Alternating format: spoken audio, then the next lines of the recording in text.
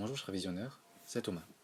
Dans cette vidéo, nous allons vous montrer comment, à partir d'élastiques en caoutchouc naturel, on peut construire un réfrigérateur. Nous nous sommes grandement inspirés de la vidéo de Ben Krasnow de la chaîne Applied Science. Si vous ne l'avez pas vu, le lien est dans la description. Mais d'abord, qu'est-ce qu'un réfrigérateur? Une machine frigorifique, c'est en fait un système qui prélève de la chaleur à une source froide au sein de son enceinte et la dégage à l'extérieur. Pour ce faire, nos réfrigérateurs actuels utilisent des systèmes à compression de fluides réfrigérants comme le fréon, qui se condensent en cédant de la chaleur à la cuisine et s'évaporent en prélevant de la chaleur à la source. Le problème, c'est que lorsque l'on fait réparer ou que l'on jette son réfrigérateur, ces fluides trop chers à recycler sont relâchés dans l'atmosphère, alors même qu'ils contribuent à l'appauvrissement de la couche d'ozone. Il faudrait ainsi songer à changer notre manière de conserver nos aliments, et une alternative durable pourrait être un système de refroidissement employant un matériau élastocalorique, le caoutchouc naturel. Dans la première partie de la vidéo, nous nous pencherons sur ses propriétés, montrant ce qu'il peut nous apporter. Puis, nous chercherons à construire notre prototype de réfrigérateur élastique, pour étudier en pratique l'effet élastocalorique et nous comparer à celui de Ben Krasnow. Je vous laisse avec Marin pour qu'il vous parle des caractéristiques des élastiques. Les matériaux élastocaloriques et plus généralement les élastomères, ce qui désigne l'ensemble des matériaux caoutchouteux, sont des solides dont la température varie sous l'application et la libération d'une contrainte mécanique. Lorsqu'on les tend adiabatiquement, leur température augmente. Lorsqu'on relâche la contrainte, ils se refroidissent. Mais pourquoi ont-ils cette propriété? La première étape de notre démarche a été de caractériser et de comprendre ce fonctionnement. L'idée la plus immédiate pour étudier un comportement élastique est d'avoir recours à la loi de l'élasticité linéaire ou loi de Hooke. Lorsqu'on déforme un matériau quelconque, la contrainte exercée est proportionnelle à la déformation du matériau. Mais on constate expérimentalement que dans le cas des élastomères, on ne vérifie pas cette proportionnalité. La courbe contrainte-déformation prend plutôt cette forme typique en S. De plus, impossible d'expliquer la variation de température des élastiques sous déformation avec la loi de Hooke. Il faut d'abord revenir à la structure de nos élastiques. Ils sont fabriqués à partir de caoutchouc naturel ou synthétique, et ici nous prendrons l'exemple du caoutchouc naturel. Il appartient, comme nous l'avons vu, à la famille des élastomères, un mot valise entre élastique et polymère.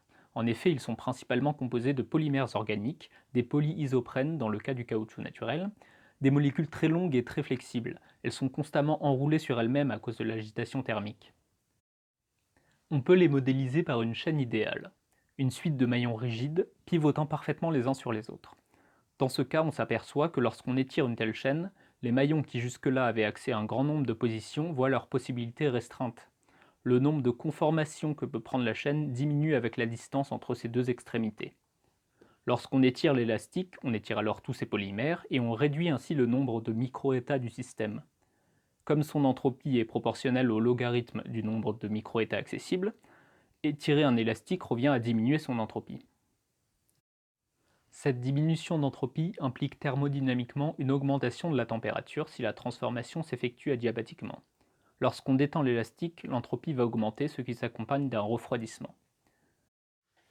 Voilà donc l'origine de l'effet élastocalorique dans le caoutchouc naturel. Le modèle utilisé pour vous le décrire est le premier qui a été mis au point pour l'expliquer. Lord Kelvin en avait eu l'idée, puis Kuhn et Fleury l'ont développé dans les années 30 et 40. Le modèle de Fleury prévoit une dépendance linéaire du module de Young avec la température et permet de prédire assez précisément la déformation d'un élastique dans un régime de petites et moyennes déformations. Mais on voit que pour des déformations plus grandes, la courbe décrite par le modèle anthropique s'éloigne de la courbe expérimentale. En effet, ce modèle repose sur un certain nombre de suppositions qui sont discutables dans un régime de forte tension. Il est exclusivement fondé sur la variation d'entropie occasionnée par l'étirement et ne prend en compte que la contribution statistique des conformations des chaînes qui sont parfois loin d'être idéales. De nombreux autres phénomènes d'origine diverse ayant lieu lors de la tension d'un élastique peuvent contribuer à une variation d'entropie positive ou négative, ou même à une libération de chaleur. Le fonctionnement global d'un élastique est très complexe, et il n'existe pas à ce jour de consensus sur la part de contribution de chacun de ces effets. Mais revenons plutôt à quelque chose de plus concret. Nous avons caractérisé expérimentalement l'effet élastocalorique, et Gaspard va vous expliquer ce qu'on a pu en déduire. L'objectif de ces expériences était de déterminer quel type d'élastique présentait les plus grandes variations de température sur plusieurs cycles tension-détente dans un espace limité, pour optimiser l'efficacité de notre prototype. Nous pensions, influencés par la vidéo de référence, que des élastiques épais seraient idéaux, car plus résistants à la fatigue et donc plus durables. Nous songions d'ailleurs à ne pas étendre l'élastique plus loin que sa longueur limite d'élasticité linéaire, pour ne pas lui infliger des déformations plastiques irréversibles. Nous avions à notre disposition des élastiques, une caméra thermique et un banc optique à partir desquels nous avons construit un protocole que vous pouvez observer sur votre écran. Nous réalisons un cycle tension-détente dont on fait varier les paramètres, transformation rapide ou lente, attente ou non du retour à l'équilibre. Nous avons commencé nos expériences avec 3 types d'élastiques différents, plus ou moins longs et épais. Vous visionnez maintenant une de nos mesures, la variation de température pour l'élastique de 120 mm par 8, tiré rapidement jusqu'à 5 fois sa longueur initiale avec un temps court de retour à l'équilibre. Nous avons fait varier tous les paramètres énoncés avec les 3 types d'élastiques et nous en avons conclu qualitativement que les élastiques les plus fins voyaient mieux leur température varier pour une élongation relative donnée, qu'une variation lente de longueur n'apporte pas de variation de température à l'élastique car la transformation n'est plus adiabatique comme la théorie le préconise. Et enfin que la température des points chauds en tension et froids en détente augmente au cours des cycles si l'on ne respecte pas le temps de retour à l'équilibre. Nous avons alors commencé une étude quantitative avec des élastiques de 90 par 1,5 mm. Nous avons fixé le temps de mise à l'équilibre à 30 secondes, puis filmé ces expériences pour déterminer une vitesse d'élongation à l'aide d'une analyse par pointage vidéo. Nos résultats ont été reportés sur 2 graphiques.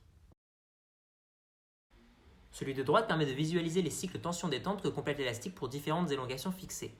Le cycle commence ici, à la longueur initiale de l'élastique et à la température de la pièce, 20 plus ou moins 1 degré Celsius. Ce dernier est tendu jusqu'à un certain nombre de fois sa taille initiale, faisant augmenter sa température.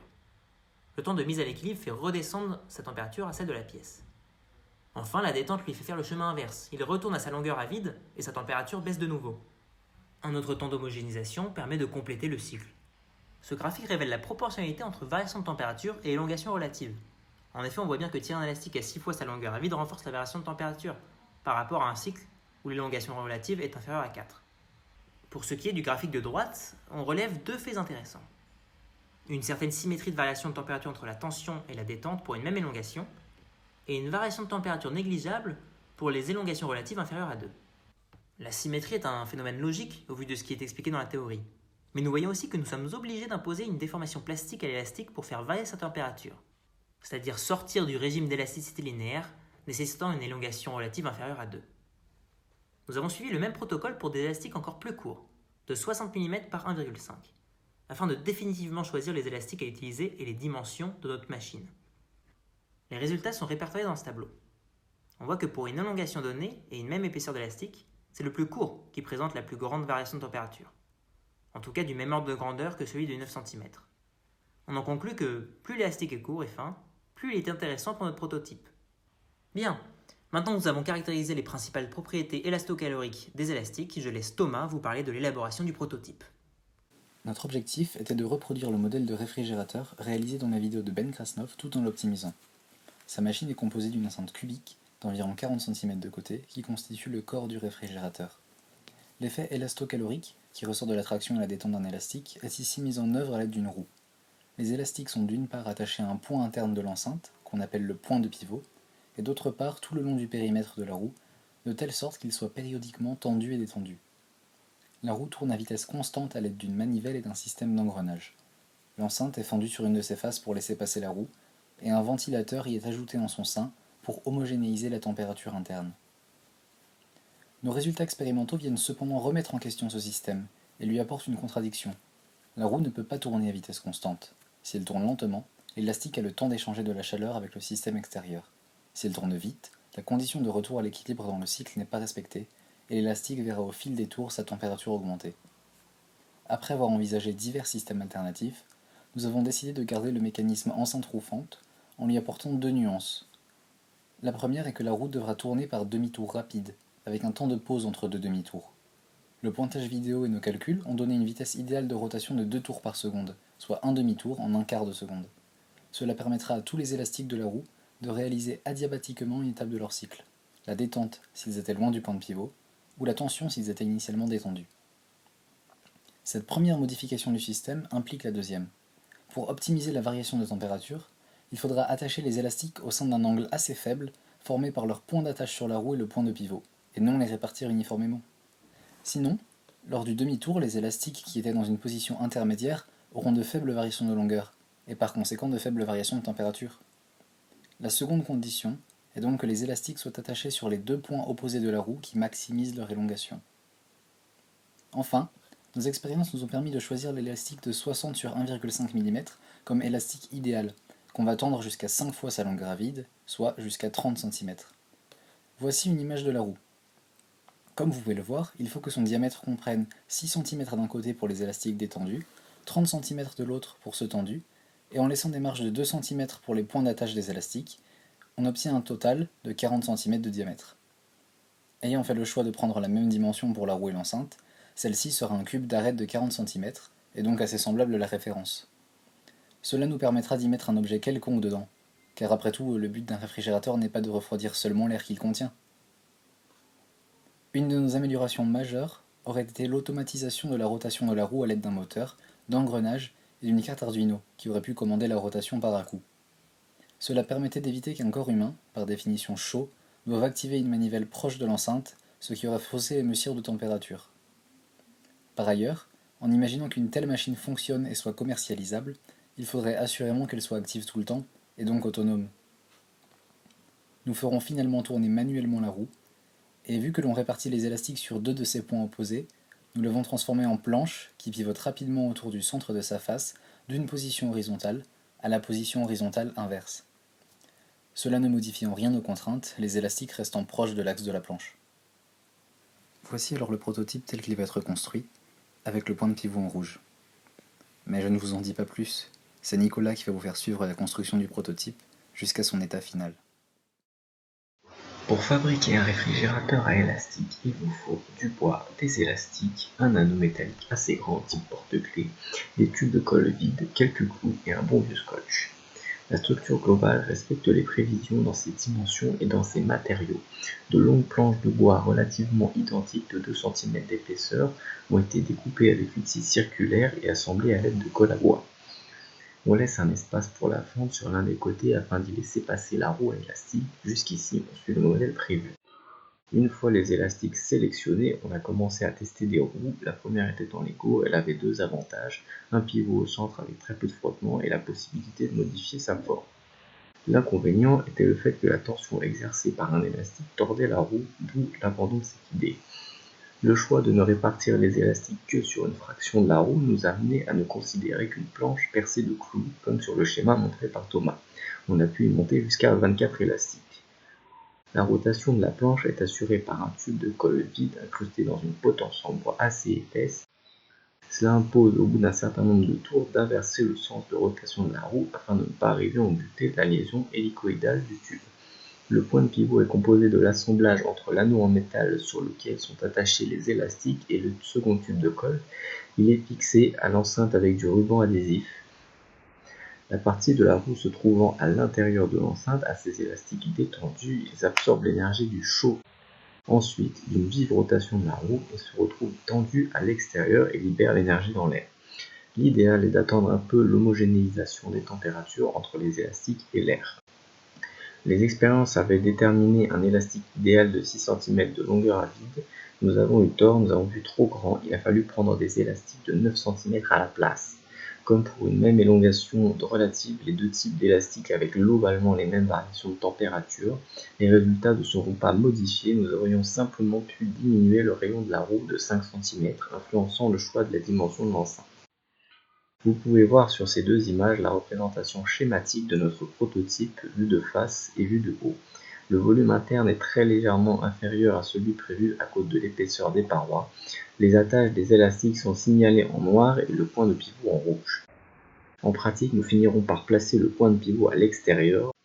Lorsqu'il est à l'intérieur de l'enceinte et que l'on fait fonctionner le système, une déformation plastique agrandit les élastiques d'environ 10%. En le mettant à l'extérieur, on réduit la contrainte que les élastiques tendus exercent sur lui et on fait en sorte que les élastiques dans l'enceinte ne soient jamais complètement détendus et puissent se détacher. Nous avons cependant conscience que cela diminue l'effet élastocalorique, c'est pourtant notre meilleure solution. Voilà comment du système de référence nous arrivons à ce prototype. Mais Jesse opposera mieux que moi ces deux machines. Nous avons en effet travaillé à partir du prototype de Ben Krasnow et cherché à améliorer les points qui lui faisaient défaut. Nos expériences et sa vidéo de présentation ont montré les erreurs qu'il avait pu faire. Nous le reprendrons ici, en soulignant en parallèle les défauts ou améliorations de notre modèle. Au début de la vidéo, Ben Krasnow indique qu'il est préférable d'utiliser des élastiques plus épais pour observer l'effet élastocalorique. Nous avons pourtant observé que plus les élastiques étaient épais, moins l'effet était visible. Nous supposons que les élastiques épais sont moins efficaces que les fins, car il est plus difficile de diminuer leur entropie. Si l'on reprend le modèle de la chaîne de monomères, on peut se dire qu'un élastique épais est une somme de chaînes de monomères en parallèle qui peuvent interagir entre elles. Ainsi, même étendues, diverses configurations sont encore possibles dans les liaisons interchaînes, ce qui implique une entropie plus grande qu'avec une simple chaîne de monomères étendue au maximum. Soulignons également des défauts thermiques. Sur son prototype, il utilise une série d'engrenages et de poulies, certes intéressants pour faire tourner la roue et les ventilateurs, mais problématiques. En effet, la rotation des pièces d'engrenage en bois générait des frottements et donc des échauffements.